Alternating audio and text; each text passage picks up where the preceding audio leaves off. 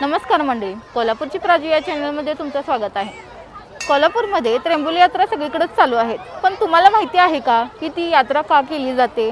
त्याच्या पाठीमागचा इतिहास तुम्हाला माहिती आहे का? तेच आज आपण ह्या व्हिडिओमध्ये पाहणार आहोत। आता या व्हिडिओ तुम्ही बघू शकताय, आंबलीची मोगे घेऊन ते देवीसाठी येत आहे। ही एक परंपरा काय आहे याच्या मागे आपल्याला बघायला पाहिजे की कशा पद्धतीने ते घेऊन येतात। हे कावड पण घेऊन येतात। हे कावडीतनं त्यांनी नवीन आलेलं पाणी भरून आणतात, ते आपण आज बघूया की कशा पद्धतीने सगळं केलं जातं।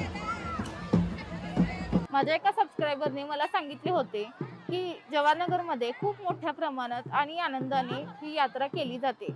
आज आपण तिथल्या परंपरा ह्या जाणून घेणार आहे या व्हिडिओमध्ये। हे आहे आपल्या जवाहरनगरमधील कमलामृगाचं मंदिर। सर्वप्रथम सगळीकडे कावड्या एकत्र होऊन नदीचं पाणी घेऊन येतात। ते या मंदिरात ते प्रदक्षिणा नदीला नवीन आलेलं पाणी घेऊन येतात का ते? हो, नदीला नवीन आलेलं पाणी घेऊन येतात। एकत्र झाले की सगळी पहिल्या या मंदिरात येतात, इथे पाया पडून इथे प्रदक्षिणा घातली जाते आणि मग पुढे जातात। कावडे किती मस्त सजवलेले आहेत बघ की प्रत्येकाने आपापली कावडी सजवली आहे। ओके, मग आता ह्या कावडी घेऊन पहिल्यांदा पाणी तिथे घालणार काय? हा, तिथे जाणार, पहिल्या पाया पडणार, हां, तिथनं मग काय करणार, मी पुढे जातात माणसं आणि नंतर मी तिथल्या भागातील महिला असतात ना त्या महिला, ती मी उद्या घेऊन येतात तिथे त्या मंदिरामध्ये तेमलामर्गाच्या मंदिरात कमलामर्ग तिकडे वरती हा, आपल्या तिकडे वरती येतात आणि मग ही चालत जातात माणसं। ती चालत आता कुठेपर्यंत तिकडेपर्यंत जाणार। हां, ते आता चालत प्रदक्षिणा चालू आहे ना यांची। हे पाणी का होतं तिथे? ते हा, परंपरा आहे, तिथं भिजवून घालवतात हो त्यांना। पहिल्यांदा इथं भिजवतात, पायावर पाणी होतात, अंगावरती पाणी होतात आणि पुढे पाठवतात। ओके, भिजवूनच लावून देतात, म्हणजे ज्यांनी कावडी पकडल्या ना त्यांच्या अंगावरती पाणी होतं, त्यांच्या अंगावरती पाणी वतून पायावरती पण होतात आणि अंगावरती पण होतात। ओके ओके, आणि मग कावडीचं पूजन करतात आणि मग पुढे जातात। मग इथं आता कावडीची पूजा होणार। हा, आता बघा प्रत्येक कळशी प्रत्येक कावडीतून पाणी थोडं थोडं इथे होतं। हां, थोडं थोडं इथं प्रत्येक मंदिरामध्ये होणार। मंदिरामध्ये थोडं थोडं पाणी होतं, ते तिथे गंगामार्गापर्यंत जातं। ओके,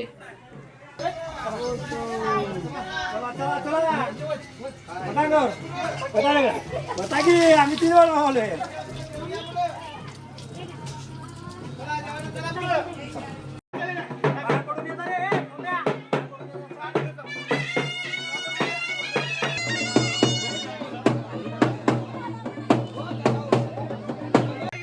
आता इथे हे सर्व थांबून काय करत असतात प्राजक्ता?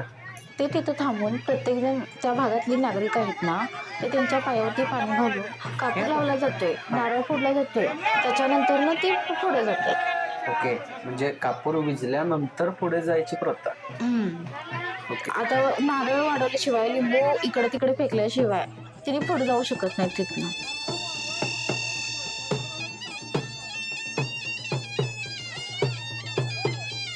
तो काय ही प्रथा घोडा आणायलाच लागतं? ते एवढं मला नाही माहिती हो। ओके, पण मला हे माहिती आहे की कोणी नवस जर बोलला असेल तर या त्र्यंबोली यात्रेत रेडा सोडण्याची एक प्रथा आहे।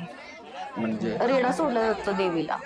ओके, रेडकू जे गाईचं म्हशीचं असते ना, रेडकू ते सोडलं जाते। जर कोणी नवस बोलला असेल तर ते देवीला सोडलं जाते।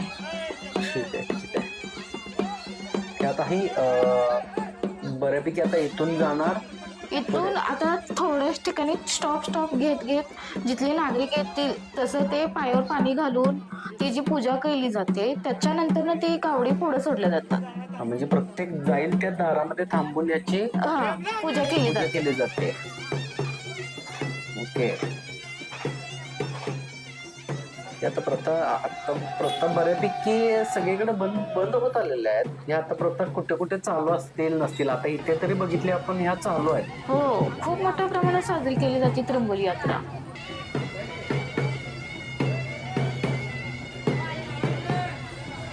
तुम्ही बघू शकता पाईपीनं पाणी घालायला सगळ्या भाविकांना।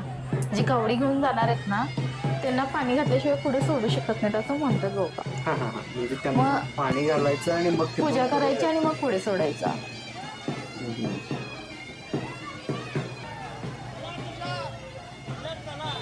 आता इथून हे मोठ्या चौकात जातात। मोठ्या चौकात महादेवाचं मंदिर आहे, तिथे जाऊन पाया पडतात आणि तिथे एक प्रदक्षिणा होणार। हा तिथे जाऊन पाया पडणार तिथं मंदिरात नाही, सगळ्या. महादेवाचं मंदिर आहे का ते? हो, महादेवाचं, परत दत्ताचं मंदिर आहे आणि हनुमानचं पण मंदिर आहे. ओके, म्हणजे ही आत जाऊन प्रदक्षिणा करून येणार. आता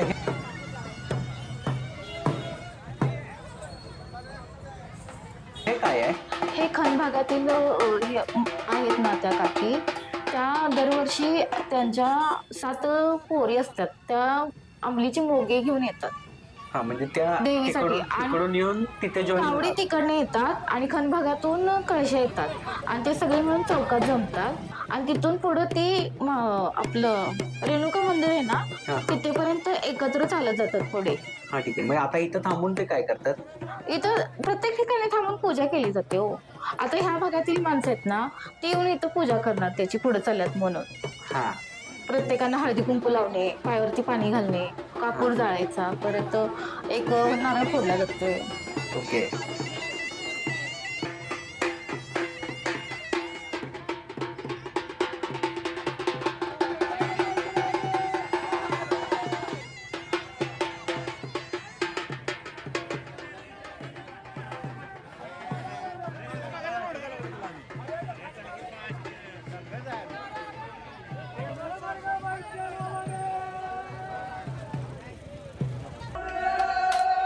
आता ह्या कावडी पोचल्या आहेत रेणुका मंदिरमध्ये. इथे आता एक प्रदक्षिणा होणार ना यांची? हो, इथं प्रदक्षिणा घेणार आणि मग तिथून पुढे जाणार.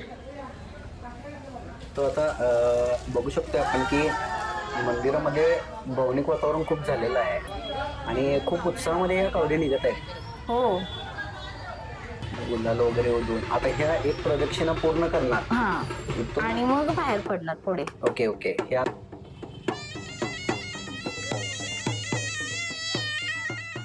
आता इथून पुढे ही जी जात आहेत ही आता डायरेक्ट कुठे कुठे जाणार? ही इथून पुढे 3 मंदिरे करणार आणि तिथनं पुढे डायरेक्ट टोंगामधपर्यंत येणार वरती. ओके.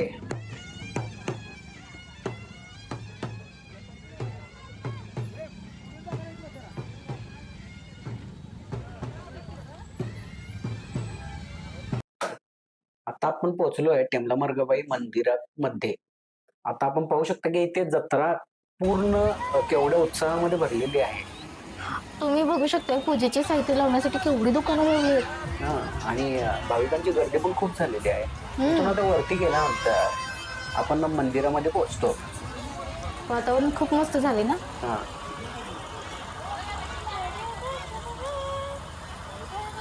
टेंबलामार्गाबाईची यात्रा का करतात, ही त्र्यंबोली यात्रा का होते, याचा पूर्ण इतिहास आपण आता इथल्या पुजाऱ्यांना विचारूया.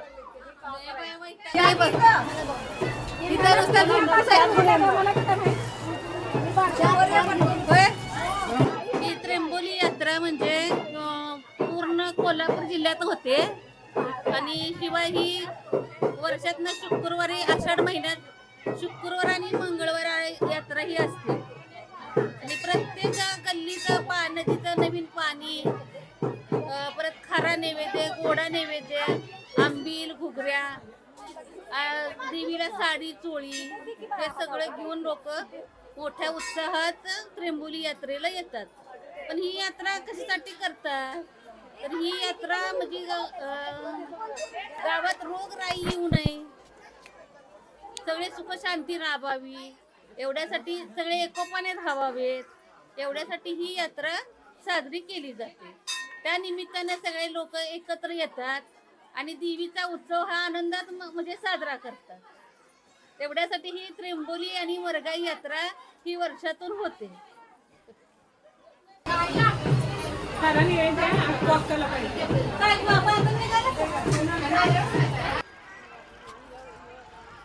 अशा पद्धतीने कावडी ह्या आपल्या टेंबलामार्गाबाईच्या मंदिरामध्ये पोहोचलेल्या आहेत. हा, इथून आता ते काय करणार, या मंदिराची एक प्रदक्षिणा घालणार. ओके. आणि पाणी सांडून हा, पाणी सांडणार. हा, परत नंतर ते देवीला देतात. ते समोरच्या नंतर इथनं पाणी घालून तिकडे पुढच्या मंदिरात जातात. तिथे पाणी घालून मग परत का नाही तिथं म्हसोबाचं मंदिर आहे पुढे, हा, तिथे पण पाया पडतात आणि मग हे पाणी झालं. सांडत सांडत सांडत जातात ना. हो हो, हे बघा हा पुढच्या बाजूला आणि मागच्या बाजूला घालतात मंदिराच्या. हा. आता हे तिकडून त्या मंदिराकडे जाणार, हो तिथे एक प्रदक्षिणा घालणार तिथं त्यांचा एंड झाला ना. तिथं म्हसोबाचं मंदिर आहे पुढं, तिथं एंड होतोय. ओके. तिथनं मग जी त्यांची घरातली आले असतात ना, ते निवद घेऊन आलेले असतात. मग ती सगळी तिथं निवद दाखवून जे उरलेलं असतं निवद ते तिथं थोडं खायचं असते आणि मग खाऊन झालं की आपल्या घरी जायचं असते. ओके, म्हणजे इथे आता पद्धतीनं जत्रा समाप्त होत्या. जत्रा म्हणजे ती कावडीची यात्रा संपते. हो.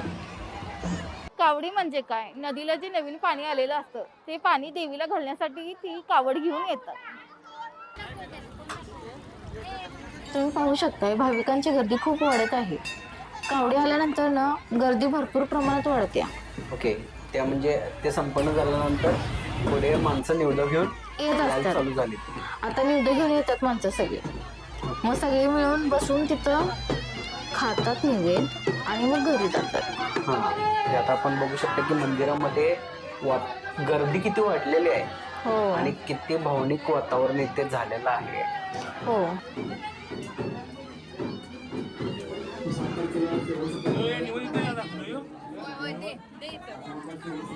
तुम्हाला जर आमचे व्हिडिओ आवडत असतील तर आमच्या चॅनलला प्लीज लाईक, शेअर आणि सबस्क्राईब करा. Thank you for watching this video. this video.